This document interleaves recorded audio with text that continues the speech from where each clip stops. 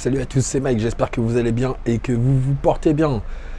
Alors aujourd'hui, ça va faire presque à peu près 10 ans que j'investis sur les marchés financiers et que je trade. J'aimerais aujourd'hui faire un point. Je suis entièrement satisfait du parcours que j'ai pu accomplir sur les marchés financiers. Maintenant, j'ai quelques regrets qui sont dus à des erreurs que j'ai pu commettre et j'aimerais les partager avec vous pour que vous ne puissiez pas les commettre et accélérer un peu plus vite que moi.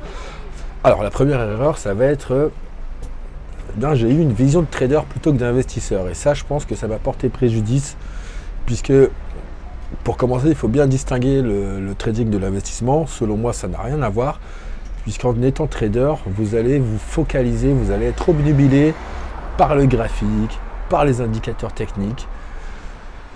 Alors le graphique, oui, c'est intéressant quand on fait de l'investissement. Si jamais vous voyez une chute brutale ou que vous voyez que le titre monte de façon irrégulière, ça va vous permettre de pousser l'enquête un peu plus loin et de découvrir ce qui s'est passé.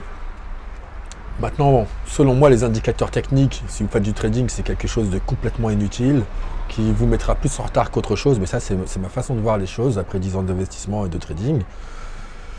Et en vous focalisant sur les graphiques, on peut rater le plus important en fait. On perd du temps à regarder les graphiques, mais en fait on devrait se focaliser sur qu'est-ce que j'achète au final. J'achète quoi? Qu'est-ce que j'achète? C'est-à-dire on fait une découverte, si on prend une entreprise par exemple, on fait une découverte de son secteur d'activité, des produits qu'elle commercialise ou des services. On va plonger son nez dans les états financiers, on regarde, on analyse sa santé financière, est-ce qu'il y a trop de dettes, est-ce qu'on a de la croissance, etc. Et on va faire une découverte également de qui manage l'entreprise, on va regarder le board, on va regarder un peu toutes les facettes de ce qu'on achète afin de se forger une opinion sur l'entreprise et voire même une conviction qui va vous permettre ensuite de garer sereinement le titre pendant longtemps. Puisque quand on est investisseur, on joue les temps longs.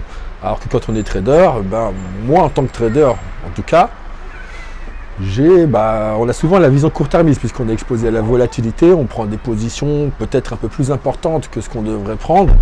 Et dès qu'il y a de la volatilité, ça conduit à de la peur et on sort. On sort et moi, le regret, c'est que j'ai peut-être bazardé des titres que j'aurais dû garder. Ça, c'est mon premier regret. Donc ça, c'est ma première erreur, vision de trader plutôt que d'investisseur. Ma deuxième erreur, ça va être, je me suis peut-être focalisé un peu trop sur les performances. C'est-à-dire que quand on se focalise trop sur les performances, qu'on vise par exemple, on se dit cette année, je vais faire 20%. 20%, c'est une belle performance. Si on les a, tant mieux. Mais il y a des années, bien sûr, qui sont un peu plus difficiles que d'autres. Et si vous fixez 20% et que vous ne les faites pas, si vous êtes focalisé de performance, ça va vous conduire à prendre de mauvaises décisions malheureusement. Vous allez vous exposer un peu plus, vous allez prendre plus de risques, vous allez prendre plus de titres spéculatifs et ça, c'est pas bon du tout. Moi ça m'est arrivé personnellement. Là encore dernièrement, avec les crypto-monnaies, avec les halts, bien que je sois un Bitcoin maximaliste, j'ai peut-être pris des positions sur les altcoins et dont je ne suis pas très satisfait au final ça se traduit par de la perte d'argent et des décisions qu'on regrette bien sûr. Donc ça c'est mon deuxième regret, deuxième erreur. Ne vous focalisez pas trop sur les performances, il y a des années qui sont extraordinaires et bien sûr ça fait partie du jeu, on a des années un peu moins bonnes que d'autres, c'est le jeu, il ne faut pas vous en vouloir si ça arrive. Ça fait partie du jeu de tous les investisseurs. Ma troisième erreur, donc les erreurs elles sont toutes liées. Donc la troisième erreur, ça va être que, écoutez, moi ce que je vous conseille c'est d'avoir une épargne de précaution, puisque j'ai longtemps fonctionné sans épargne de précaution, c'est-à-dire que j'avais tous mes moyens financiers qui étaient investis, que ce soit en bourse, en crypto-monnaie, en immobilier, tout était investi et sans aucune épargne de précaution liquide. Et ça, je pense que c'est pas bon du tout, puisque ça, en cas de coup dur, vous savez que la vie, on prévoit des choses, mais jamais rien ne se passe comme prévu. Et en cas d'imprévu, il y en a beaucoup, Dieu seul sait qu'on a beaucoup d'imprévus. Ça peut être par exemple, je sais pas, Tout simplement votre voiture qui va au garage, et vous en avez pour 3000 euros. Ça peut être, je sais pas, l'arrivée d'un enfant. Un enfant, ça peut arriver sans qu'on le prévoie. Ça peut être un jugement défavorable, ça peut être des tas de choses.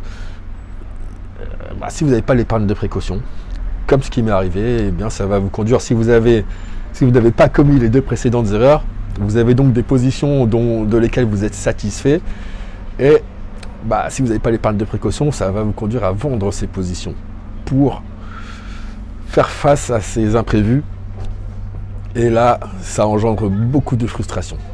Croyez-moi, ça engendre beaucoup de frustration puisque vous avez des belles positions, vous avez travaillé, vous êtes contraint de les vendre par la force des choses, et ça engendre beaucoup de frustration.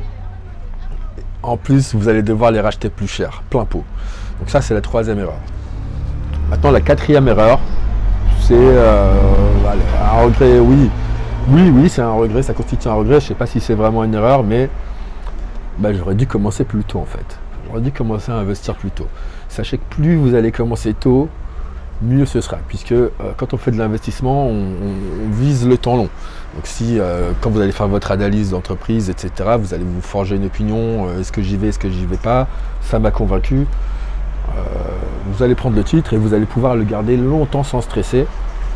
Donc le temps est notre ami quand on fait de l'investissement. Plus vous allez commencer tôt, plus vous allez faire de performance et mieux ce sera. Voilà, j'espère que vous avez aimé le contenu de cette vidéo. En tout cas, si vous voulez soutenir la chaîne, n'hésitez pas à me mettre un like, à vous abonner.